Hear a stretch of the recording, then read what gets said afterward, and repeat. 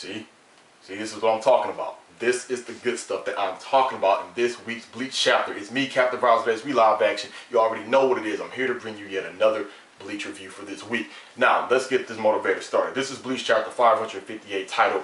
Actually, I came across two titles. A Wolf's Heart and The Heart of the Wolf. You know, either of those. But anyway, we know that's the main theme for the chapter. So, we see the chapter starts out with Bombietta or Bombita, whatever. She lost. She lost. Yes, thank God. Just like I knew it, just like I wanted. And we see the way it happened. The bomb got pushed back into her, and her ass goes skyrocketing to the ground. Then, of course, Kumamura. You know, his next target, right there was the castle. Right there to Juhai. He goes to make his way towards Juhai. One thing I do like, you know, when he went to slash at Bombietta, you know, he did a jumping slash. So the way Kubo drew it afterwards, you could see him actually landing. All the debris coming up. I did like that. So as he was making his way towards the castle, bam. It's like the time limit was up. You see his Bunkai Dungai Joe, it just started fading away.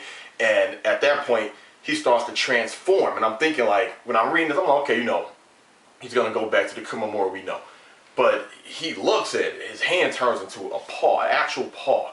And I'm thinking, like what the, like, hold on. And this guy, he turns literally back into a wolf, a full-fledged wolf. And I couldn't believe it. I actually like this. As I'm sitting there reading this, I'm like, you know what? This threw me off. But it makes sense. And I like it, the way it's done. Now, also, he starts to think back to what his great-grandfather was telling him, how he was proud of him, and that the clan, that clan he's a part of, they live off of revenge. That's the whole sole purpose of their clan. And him doing the human metamorphosis technique, it was all triggered and based off of revenge. And he did think back to Tosin. And he thought back, like, damn, I guess I did eat my words, you know, because he did tell Tosin, what did he tell him? He said revenge, oh God. He said that revenge is a useless sacrifice for one's life. You know, that's one of the translations I read. Basically saying, like, it's no point to do. Like, if you're going to go out for revenge, dig two graves, you know, because, you know, you're just throwing your life away. But you see, that's what he did. And when he turned back into the wolf, you know, you did see his great-grandfather, he eats his heart. He eats the heart. So right there, that's cleared up as to people wondering what's going to happen to his heart. Because I was wondering that as well. He ate the heart. He just ate it. But he did thank Sajin, you know, he was proud of him. So, because basically he was living up to the origins of his clan. And at that point, he was just laid out. You see his Zanpato just fall on the ground. And we see Tessazaimo. He comes out of nowhere.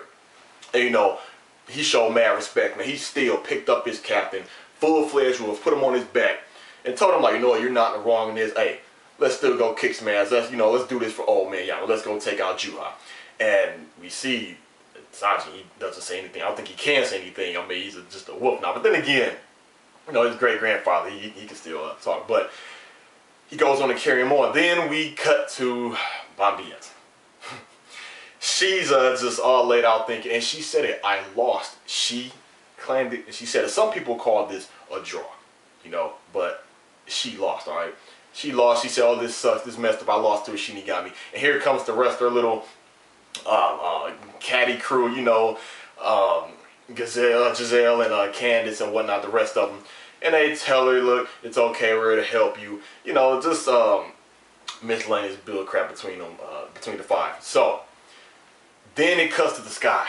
You see two things coming from the sky, and we see it's Rukia and Renji. And we see Renji, he noticed that, hey, like, damn, you know, it's not so much Soul Society anymore. You know, this is, you know, the palace. So we also see Rukia has on these goggles. You know, it looked like they're dressed up in a similar garb as Ichigo. You know, but I guess that's just like protective wear. But she has on these goggles. You know, it made me chuckle a little bit. You know, just because it reminded me of those dropship troopers. But at that point, that's when the chapter ends. Now, this is the things I want to touch on with this chapter of Bleach 558. Okay. First things first, the outcome, right? The outcome of the battle, I was pleased with. Because last week, I did say, hopefully this battle doesn't go, you know, draw too long. Like, because of so many reasons. Out of all the battles that's happening in this war, this one is like my least anticipated. Like, I was never hyped for this battle in the beginning. But then, of course, yes, we see he turned into a human. You know, Kokujo, Tenjin Myo, Dungaijo. You know, he revealed that. That was cool. It made the fight a lot better. But then I also said, excuse me, you know, this fight makes Bombietta look weak. You know, it's pointless for her to fight because he's immortal. You know, so what the hell? So now that he took her out, remember I did say the next thing he should do is go to the next Star Knight, because right now he is Soul Society's greatest asset because he's immortal. But Kubo has him do something that I didn't even think about, and it made perfect sense. He went straight for Juha. I'm thinking he's like, you know what?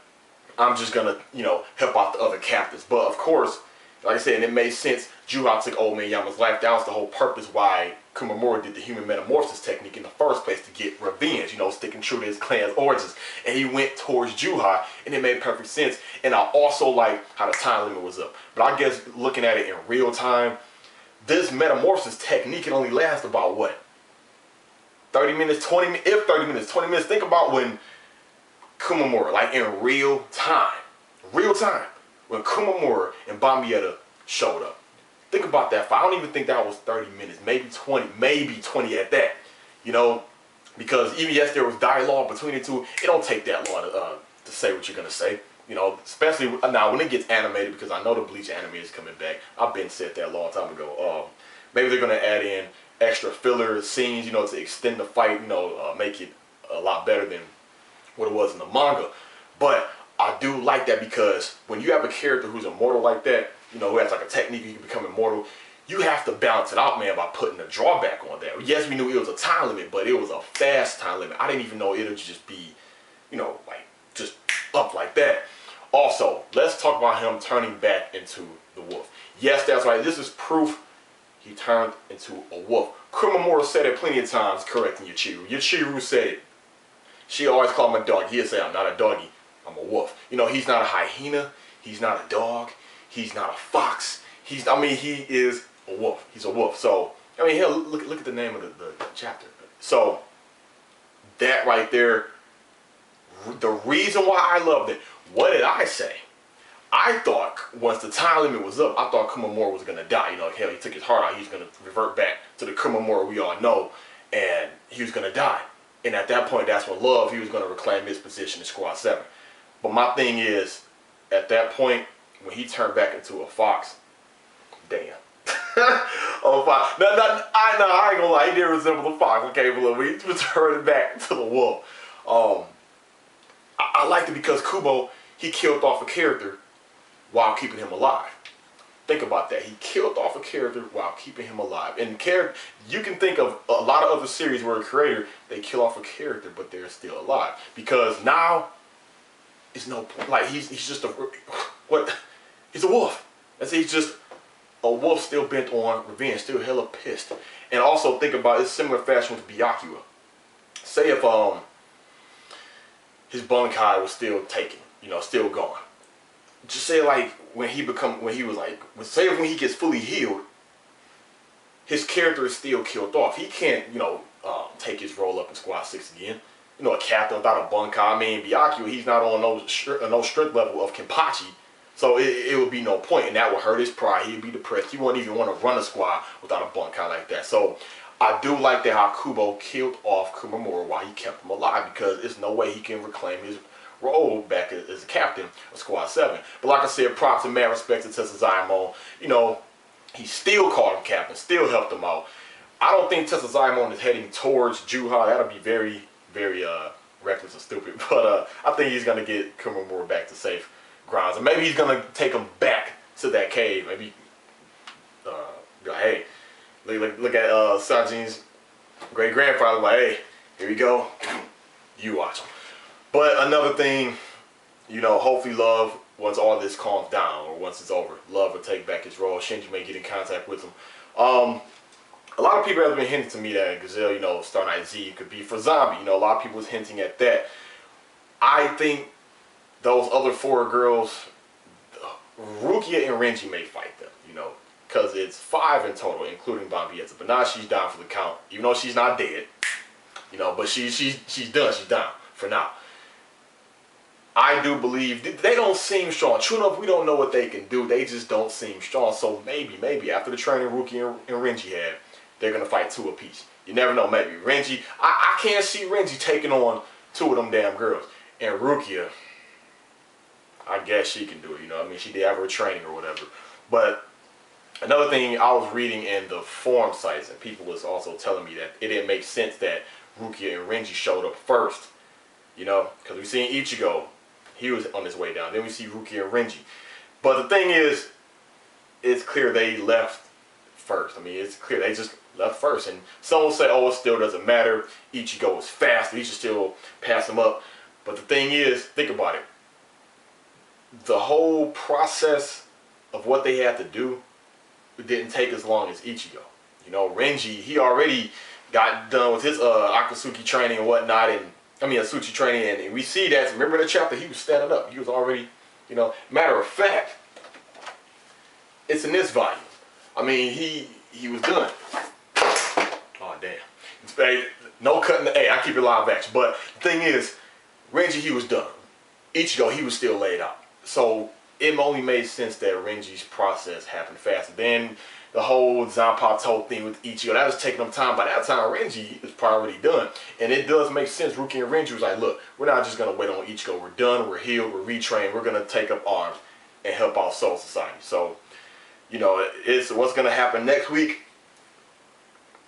I'm really amped for next week. I don't know. I just know it's going to go to a new battle. So the battle between Bambietta and Kumamura was over. Pretty cool fight, you know. Let's be honest. Kumamura, he made the fight. He did make the fight, because just imagine if he just, you know, had just a regular Tenjin Myo, and now that, you know, that being a fight, it wouldn't have been as epic as the Revelation. So to me, I just enjoyed the chapter, man. A lot of things made sense. A lot of things was pieced together. The way it was done, I like the pacing, you know.